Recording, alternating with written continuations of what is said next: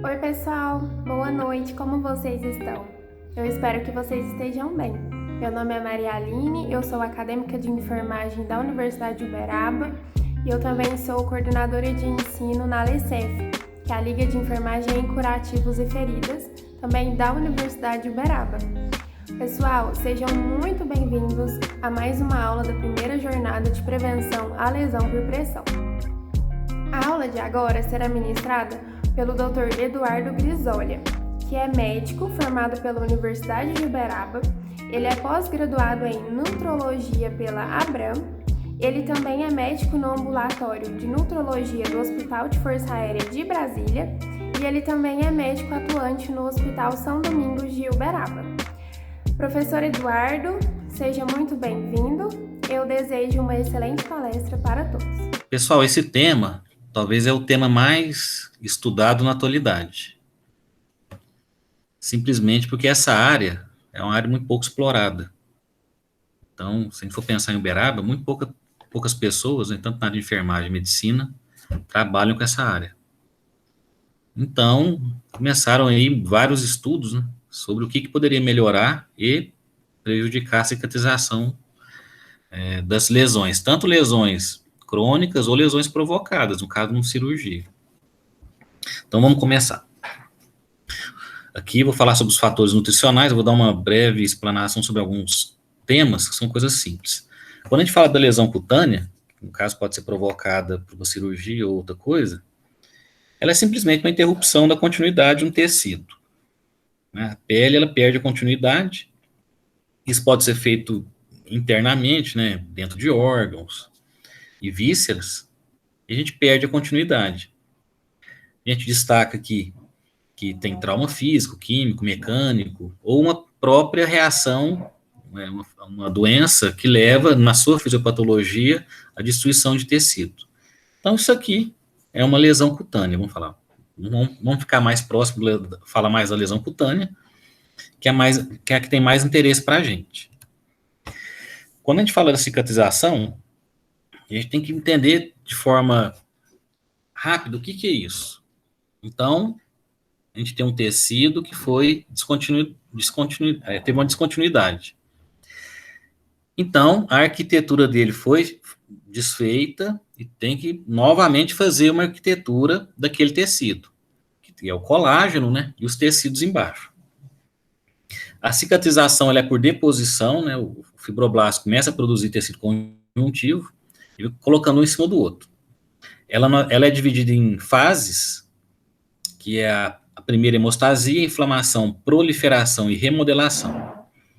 Essas fases, elas são reguladas. Como assim? O estímulo da hemostasia, que é produzido da hemostasia, leva à inflamação.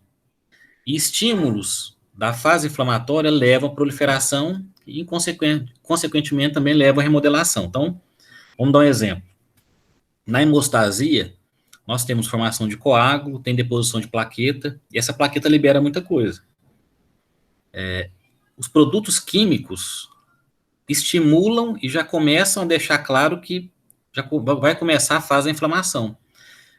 As plaquetas liberam muitas coisas, então, nessa primeira fase, você tem a coagulação, e na inflamação você tem uma mudança disso, você começa a desfazer tecido também. A primeira fase da hemostasia, você começa a cascata de cicatrização, que é quando você tem uma lesão, e você começa a ver que teve sangue, e o sangue foi coagulado, e aquilo ali é um estímulo para várias células serem chamadas a participar do processo. Plaqueta, macrófago, linfócito, neutrófilo. Então, tudo junto ali. É aquela fase inicial da lesão. A inflamação, ela já é um processo que vai deixar o leito da hemostasia limpo. Por quê? Porque aquele tecido que não é mais vivo, ele vai embora, ele vai ser destruído. E essas células que foram chamadas na hemostasia, linfócito, macrófago e neutrófilo, elas começam a fazer o quê? A limpar. Começa a lutar com bactéria, com fungo, e começa a destruir esses micro-organismos, deixando a lesão mais limpa.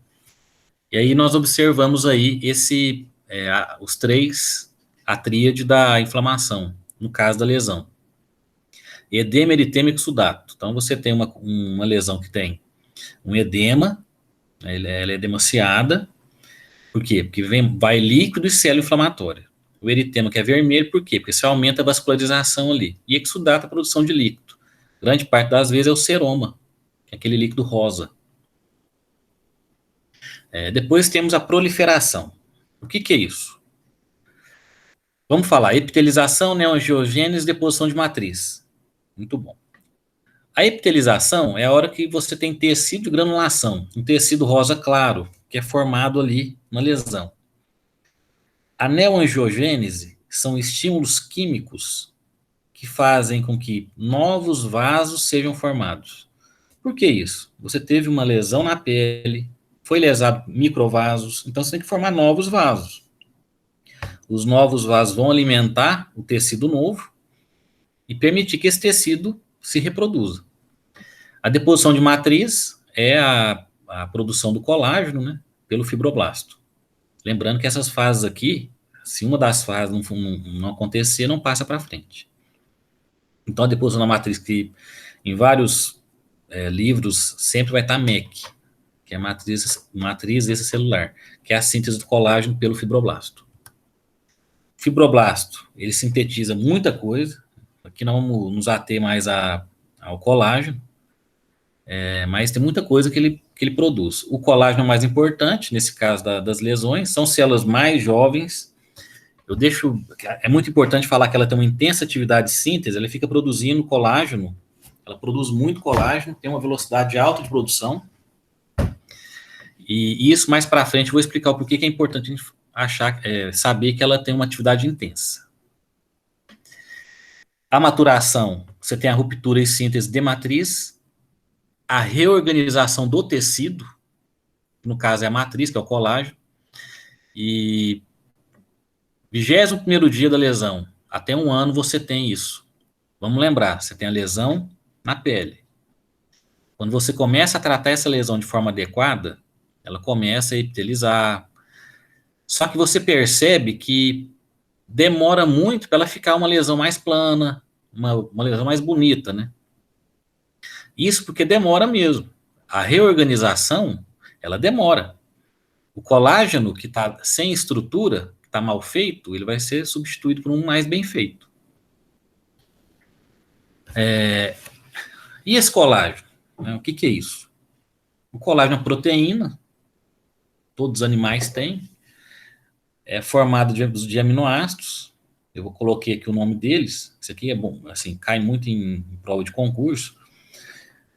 Glicina, prolina, lisina, hidroxilisina, hidroxiprolina e alanina. Então, quando alguém me pergunta, mas o colágeno seria mais importante o indivíduo fazer uso do colágeno, né, via oral? Eu falo, quando você toma suplementos de proteína, que não são esses de colágeno, vamos dar um exemplo, whey protein ou proteína derivada da carne, eles já têm esses aminoácidos todos e mais outros. Então, é mais importante usar um suplemento de proteína com mais aminoácidos, não só esse. Esse quadro, ele resume bem o que a desnutrição, a nutrição não adequada, causa no indivíduo com ferida, com lesão, dependendo da lesão. Um pós-operatório, uma lesão por pressão, um pé diabético. Então, vamos lá. Vamos citar aqui uns aqui. No caso do respiratório, olha aqui. Redução do fornecimento de oxigênio. Vamos lembrar que se não chega oxigênio no tecido, esse tecido morre, ele para de funcionar. Então, muitas vezes o indivíduo tem uma lesão, ela começa a reptilizar e para. Começa a ter tecido necrótico. Você tem que investigar tudo, saber o que aconteceu. É desnutrição? Então tá, vamos ver o que aconteceu. É doença cardíaca? Esse indivíduo não está tendo condição de mandar sangue para lá? Ele está tendo hemorragia, ele está ficando sem sangue, então o sangue, a hemácia que transporta oxigênio, tem pouca, não consegue levar o oxigênio lá. Uma das causas, né?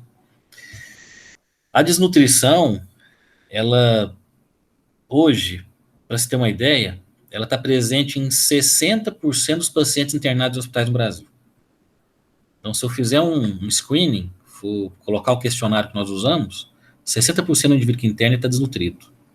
Isso é um dado bem alarmante.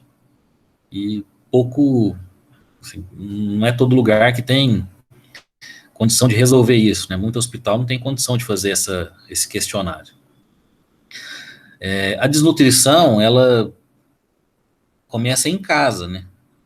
Por muitos motivos. Ou a ausência do alimento mesmo, ou doenças desabsortivas, que o indivíduo não consegue absorver mais, doenças desabsortivas, doenças intestinais, outras doenças também que são muito comuns, o próprio diabetes, o HB também, a gente sabe que causa uma desnutrição, a caquexia, e o câncer, né? O câncer talvez em porcentagem maior.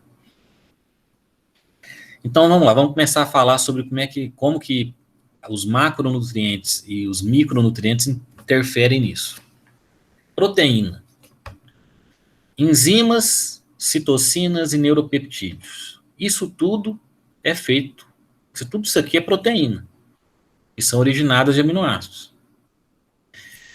Quando o indivíduo não recebe aporte adequado de proteína, vamos lembrar da digestão da proteína. O indivíduo come a proteína, vamos supor, um pedaço de carne, ele come, essa proteína, ela é digerida no estômago até pequenos pedacinhos, até os aminoácidos. Aí o corpo humano pega os aminoácidos e vai formar a proteína que ele quiser, que ele precisa. Quando o indivíduo começa a não ter suplemento proteico, começa a não comer proteína, não receber proteína, você começa a estender as fases, né? A inflamatória, por quê? Vamos lembrar que células, núcleo de células, são proteínas.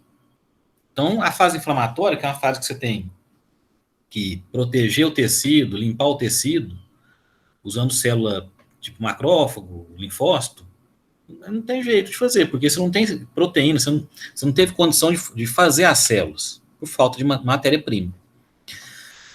A proliferação fibroblástica, vamos lembrar que o fibroblasto, ele precisa de substrato para produzir o colágeno. Então, se não tem substrato, que são os aminoácidos, não vai ter.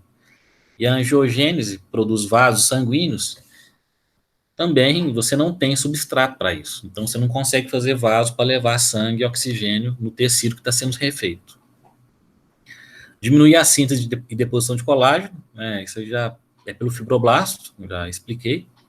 Sem matéria-prima não produz ele. Vamos falar de um aminoácido, a arginina. A arginina, ela é um aminoácido que tem um papel importantíssimo na manutenção do balanço positivo dos aminoácidos e das proteínas. Manter o corpo com matéria-prima disponível.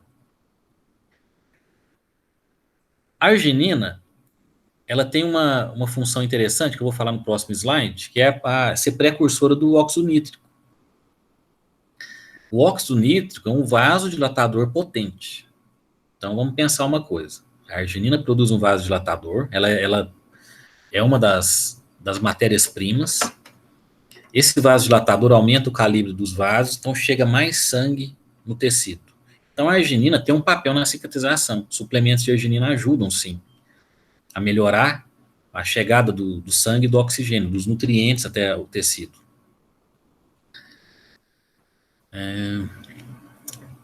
Então, isso aqui talvez, dentro de importância, falando em arginina, é o principal. A arginina nós usamos em quase todos os pacientes. Só não podemos usar em pacientes que têm problemas de pressão baixa. No caso, no hospital, nós não usamos arginina em pacientes que estão em uso de droga vasoativa. Por quê? Porque a droga vasoativa, a gente está tentando aumentar a pressão, e a arginina ela tem o poder de diminuir a pressão. Então, isso aqui é a contraindicação dela. Glutamina está muito na moda, não tem tanto estudo, mas algumas coisas que a gente pode falar. A glutamina pode ser usada como energia pela célula intestinal. Mas o que tem a ver com o intestino? Tem a ver que o intestino produz muitas vitaminas. A vitamina K é uma, que é uma vitamina que trabalha na coagulação. Ela interfere diretamente na coagulação. A glutamina, a gente sabe que a gente usa isso aí até no consultório, com a função anabólica e anticatabólica. Isso aqui a gente usa muito em paciente que saiu do hospital, que ele pode sair desnutrido também do hospital. E a glutamina tem uma função interessante. Ela pode produzir tecido, ela ajuda a produzir tecido, principalmente muscular, e evita a destruição do tecido muscular, que seria o catabolismo. Vitamina C. Isso aqui é uma coisa muito simples, mas é talvez a mais importante. Pouco hospital usa isso nos pacientes com lesão. A vitamina C, ela é utilizada há muito tempo já, começou a ser usada na época do descobrimento dos países, porque muita gente ia para o navio, ficava muito tempo no navio e começava a sangrar. Aí eu vi por que estava sangrando, era a falta de vitamina C, que é o escorbuto. Então, no nosso caso, a gente pode falar o quê? A vitamina C é um antioxidante. Essas duas enzimas, a lisil e a prolil, elas são enzimas que participam diretamente da produção do colágeno, ou seja, pele. A vitamina C, ela faz o quê? As enzimas, elas têm ferro na composição. Se esse ferro oxidar, essa enzima para de funcionar. A vitamina C, na cascata dessa reação para formação do colágeno, ela impede a oxidação do ferro. Então, essas enzimas funcionam por mais tempo. Então, produzem o colágeno e de forma mais correta, né? Aqui a gente fala, promove a síntese de uma trama colágeno madura e normal. O que é isso? Se a gente lembrar daquele paciente muito frágil, que quando o indivíduo vai ferir a pressão, o próprio manguito faz a pele sair, aquilo lá, grande parte das vezes, é um indivíduo desnutrido e principalmente que a pele dele foi produzida sem qualidade. Então, isso aí quase sempre é falta de vitamina C. Quando você começa a usar a vitamina C, você começa a ver que a pele melhora, ela fica mais firme. Outra coisa, a vitamina C, que é muito comum você perceber nos membros inferiores, que a gente chama de hemorragia perifolicular, que são pequenos pontos vermelhos em volta do folículo do cabelo. É muito comum de ver isso. Isso é um sinal clássico da deficiência da vitamina C. E é muito comum você observar isso nos pacientes. E os pacientes que usam estatina, que é aquele remédio de colesterol, costumam ter isso sempre. Então tem que perceber isso, informar ao indivíduo que é responsável pelo paciente, porque se ele tiver com vitamina C baixa, estiver consumindo muito vitamina C, o tecido, a regeneração fica prejudicada. Isso aqui é um estudo que fala sobre o uso da vitamina C, que dependendo da idade, estimula a proliferação celular, tanto a via oral quanto o tópico, né? No caso aí da área de estética, né, usam muito. Eu não sei para lesão se existe algum produto próprio, mas para via oral e estética, sim. Porque o pessoal achava, mas com o passar da idade não tinha como mais melhorar, estimular a proliferação celular. E a vitamina C nesse estudo viram que estimula, sim. Zinco. Zinco é um elemento químico presente em quase todas as reações do corpo. É envolvido na replicação celular, então eu quero até deixar claro assim, replicação celular. Então, quando vamos falar lesão, você está tendo muita replicação celular ali. Então, vamos pensar, está tendo muita replicação celular e o zinco, quando o indivíduo fica com o zinco baixo, isso começa a ficar preguiçoso. Essa replicação mais lenta. Então, você vê que começa a demorar mais a formação de uma pele nova. A regulação entre fatores pró e antitrombóticos. Aquelas fases, a fase de hemostasia, né, que você tem a parte trombótica, que é o coágulo, e depois, na inflamação, você tem a parte que é desfazer o coágulo e passar para outra etapa. E essa regulação tem a participação do zinco. E pouca gente preocupa com o zinco.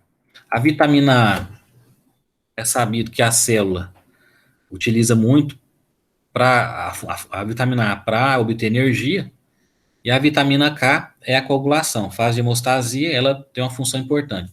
Ela é produzida no intestino por bactérias. Então, se o indivíduo tem doença intestinal, a primeira coisa que tem que fazer é o quê? Avisar o indivíduo que toma conta dele, profissional, porque muitas coisas que atrapalham a cicatrização é porque o próprio indivíduo está com problema, está com infecção, tem uma doença crônica, não está tratando direito, glicose alta destrói tecido. Agora, a parte do intestino, sempre ficar atento, todo mundo ficar atento. Se o indivíduo tem problema intestinal, é um indivíduo que tem muita diarreia, sempre informar que esse indivíduo ele vai ter problema. E também diarreia demais é um sinal de desabsorção, não está conseguindo absorver. Então vamos lá, vamos ver o que existe hoje para auxiliar esse indivíduo. O indivíduo tem a lesão, pode ser uma lesão por pressão, ou um trauma, uma cirurgia, ou um tumor que foi retirado. Então vamos lá, ele fez uma cirurgia no intestino, tirou uma parte do intestino. Hoje nós temos o suplemento oral, enteral e parenteral. Oral são suplementos que são em pó ou em líquido, já batidos. São suplementos prontos para consumo. Existem suplementos próprios para várias coisas, né? Para cicatrização, nós temos basicamente 2 produtos que são mais usados, que é um produto Vioral, que é um produto rico em arginina. Os 2 têm, que você pode usar no indivíduo, você pode usar até 3 vezes ao dia. Esses produtos ajudam demais no processo. Primeiro que oferece proteína de boa qualidade e boa absorção. E segundo, a parte calórica, né? O indivíduo consegue tomar, são bem palatáveis, né? São vários sabores. Hoje isso melhorou demais. Antigamente não tinha tanto sabor assim, era ruim, produto ruim. Todo produto que tem muita proteína, o gosto não é bom. Quando a gente fala de enteral, nós temos dietas enterais. Existem dietas específicas para cicatrização? Hoje não existe guideline para isso. Nós utilizamos as dietas e calculamos a oferta proteica. Pelo peso do indivíduo, pela doença dele, pela altura, existem fórmulas para isso.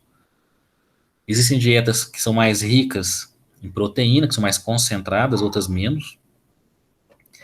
Dietas que têm uma quantidade maior de lipídio, que é aquele paciente que precisa de mais energia mais rápido. E dietas para diabético, né, que tem um carboidrato mais complexo, a digestão dele demora mais, não aumenta tanta glicose. E no caso a parenteral. Parenteral é utilizado mais em pacientes mais graves ou para pacientes que não conseguem digerir alimento por algum problema. Intestino curto é um indivíduo que fez uma cirurgia e ficou com o intestino pequeno. Pacientes que ficam graves, pacientes que fizeram bariátrica e tiveram algum problema, ficaram graves. Nós evitamos um pouco a dieta enteral de cara. Você pode usar a mão da parenteral, que é uma dieta, ela vem com a parte proteica, a parte de carboidrato e a parte de lipídio. E nós calculamos também. Esse paciente, a gente tem que fazer um diagnóstico dele. Esse paciente, a equipe de terapia nutricional do hospital vai fazer o diagnóstico, só que grande parte das vezes, essa equipe, o start dessa equipe é pelo serviço de enfermagem. Grande parte. Então, a gente tem que deixar bem claro que os olhos que mais funcionam são os olhos da equipe de enfermagem. Então, grande parte dos diagnósticos são feitos pela equipe de enfermagem, que passam isso para a equipe de terapia nutricional. A equipe vai no local e começa a te pegar os dados do indivíduo. Começa a fazer o diagnóstico. Feito o diagnóstico de alguma doença que esse indivíduo vai ter que ser suplementado, a gente traça a estratégia de ação. Oral, enteral ou parenteral. Esse indivíduo começa a tratar. A gente começa a monitorar, começa a ver a evolução. No caso de uma lesão, a gente começa a ver a evolução da lesão. Ela ficou mais bonita, ela ficou com borda bonita, ficou mais limpa. Juntamente com a equipe que trabalha com ferida, com as lesões, vai ter que fazer o quê? Vai ter que debridar? Não vai? Vai ter que usar produto químico? Não. Hoje tem muita coisa para usar, né? Tem curativos diferentes. E em muitos casos você usa aí tecnologias para isso. Hoje os curativos a vácuo, né? Que são coisas assim, são tecnologias que nem todo lugar tem. O Uberaba tem muito pouco ainda, tem uma equipe que faz câmaras hiperbáricas, mas vamos deixar bem claro, não adianta usar isso se você não tem um paciente bem nutrido ou com a correção, né? Ele é desnutrido, foi feita uma correção, ele começou a ter mais nutrição, senão não adianta, não tem como, aquelas lesões crônicas de anos, Grande parte é por isso. E vamos deixar uma coisa bem clara, não é porque o indivíduo é obeso que ele é nutrido, viu? Grande parte do obeso, ele é sarcopênico. Se você fizer um exame mais aprofundado, você não acha tecido muscular em grande parte dos membros. Você acha mais tecido gorduroso. Esse tema é um tema que vai ficar muito tempo, porque isso aí hoje, nos hospitais, isso é muito comum. É difícil o paciente que fica muito tempo internado, que não tem uma evolução para isso, em muitos hospitais. Isso necessita de equipes para monitorar isso, nem todo hospital tem. Poucas pessoas interessam nisso, interessam em tratar pacientes nutridos, porque isso aqui é uma coisa que demora. Tem paciente que fica um ano para tentar equilibrar ele. É uma coisa penosa, né? E a desnutrição aliada à lesão, ela já é um fator de risco para coisas piores, né? Infecção, o indivíduo pode ficar colonizado por bactérias diferentes. Então, tudo relacionado à nutrição pode melhorar a situação desse indivíduo. As lesões melhoram muito quando você começa a utilizar os produtos, os suplementos de alimentação. Porque no hospital, a gente não consegue chegar num alvo via oral, de comida comum, na comida do hospital, um alvo maior de proteína. Porque no caso do paciente ter uma lesão e eu preciso melhorar ela, eu aumento muito a oferta de proteína. Então, tem paciente que eu tenho que chegar a 2, 3 gramas de proteína por quilo. E aquele paciente tem um risco alto. Ele não tem resposta imune, não tem nada. Ele não tem matéria-prima para fazer nada. Então, é aquele paciente consumido. Então, eu preciso dar matéria-prima para ele.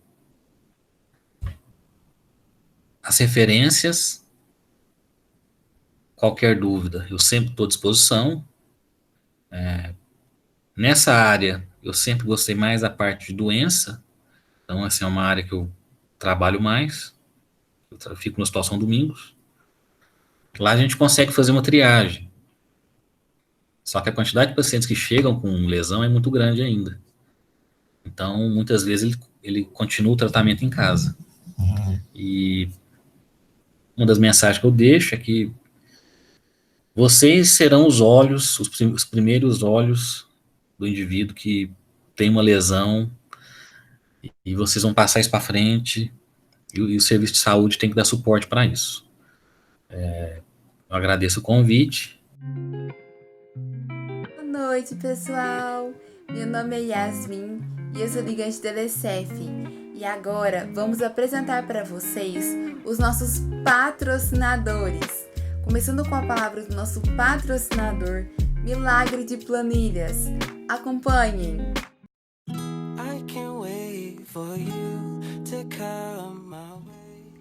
Olá, participantes da primeira jornada de lesão por pressão.